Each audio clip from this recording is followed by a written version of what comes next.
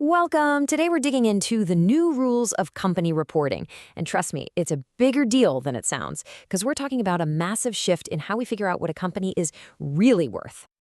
So let me start with a question for you. What if a company's most valuable assets were invisible? Seriously, think about that. The things that actually drive success, the secret sauce. What if you couldn't find them on any standard financial statement? Well, here's the punchline. That's exactly where we are today. If you look back to 1975, most of a company's value was in stuff you could, physically touch.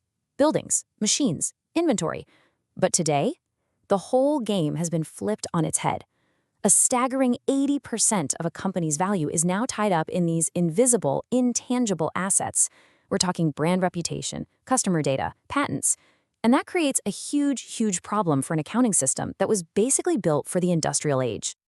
So, that brings us to the core problem, a report's missing value. Let's unpack why the old rulebook just doesn't cut it anymore. For like ever, corporate reports were super simple. They were all about one thing, money, dollars and cents, profit and loss. And look, for a long time, that worked just fine. It was supposed to create transparency. And it did, for the things it measured. Then, companies started realizing, hey, maybe we should talk about our environmental impact or our social policies. So what do? They slapped together these separate sustainability reports. But honestly, it was a total mess. Every company did it differently, the reports were all over the place, inconsistent, and pretty much impossible to compare. They just weren't very useful. Okay, so clearly this disconnected approach wasn't working. We needed a way to connect all the dots. And that's where the big idea comes in, the integrated reporting solution. So what is integrated reporting, or IR for short? Well, right off the bat, you need to know it's not just about producing another document. The key word here is process. It's a whole new way of thinking that then leads to a report. And that report's job is to explain how a company creates value across the board, not just today, but for the long haul. And this isn't some niche fringe idea. It's been getting serious for a while now. It kicked off in 2010 with the formation of a global council, which then pushed out the first framework in 2013. But the really big move happened in 2022 when it was brought under the IFRS Foundation. That's the body that sets global accounting standards for most of the world. So yeah, this is becoming a big deal. Now, this might look a little complicated, but the idea behind it is actually pretty simple. The best way to think about it is that a traditional report is like a snapshot, a single picture in time. But integrated reporting, it's more like a movie. It shows this dynamic, continuous loop of how a company takes all its different resources, which it calls capitals, and transforms them into value over time. To really get that movie, we need to learn a new language. And at the heart of IR is this framework called the 6 capitals. Think of them as 6 different lenses you can use to see what a company is really doing. So instead of just focusing on the money, Ira says, hey, let's look at the whole picture. And that picture is made up of these 6 distinct pools of value that a company draws from, impacts, and really depends on to survive. All right, first up is the one we all know, financial capital. This is the easy one. It's the cash, the funding, the money in the bank. It's the bedrock of all traditional accounting. Next, we have manufactured capital. This is also pretty familiar. It's the physical stuff, the buildings, the machinery, the infrastructure, all the tangible assets that a company uses to make things happen. Now we get to the cool stuff, the powerful intangibles.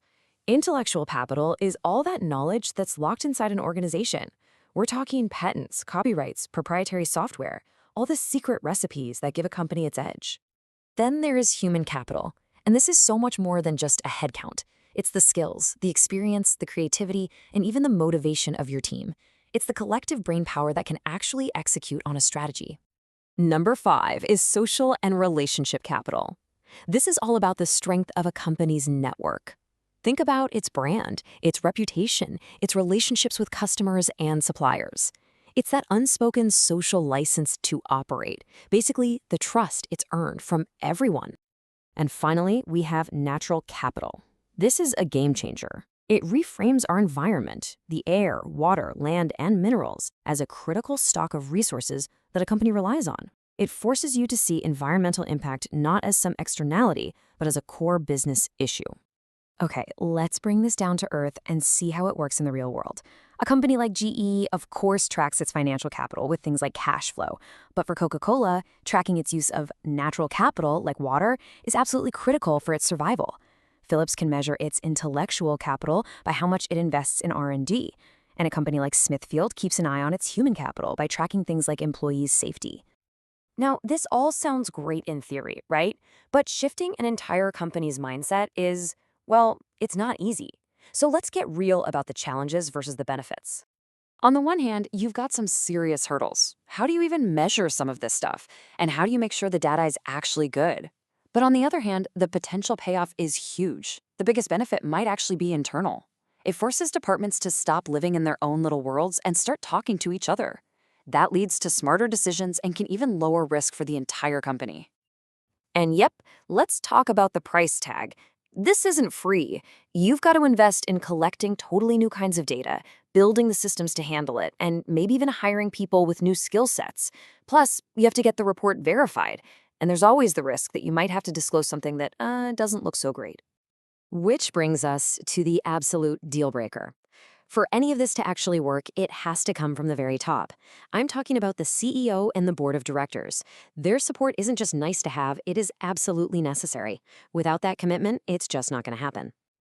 Okay, so let's zoom out and talk about the big picture. Why does all this matter? Well, because it's about so much more than just a new report. Because here's the secret. The report is just the artifact. The ultimate goal, the real prize, is to change the way the entire organization thinks. It's about fostering something called integrated thinking. What that means is people start seeing the whole system. A manager in one department starts thinking about how their decisions will affect all the other capitals. They realize that cutting costs over here might damage human capital over there, or hurt the company's reputation. It's about seeing all those connections to create value that actually lasts. So this new framework gives us a much better map for understanding a company, but it also leaves us with one final massive question. We live in an age of endless data, an absolute fire hose of information. So even with a better map, how do we decide what truly matters? How do we filter out all that noise to find the signal? Answering that is really the core challenge for any business today.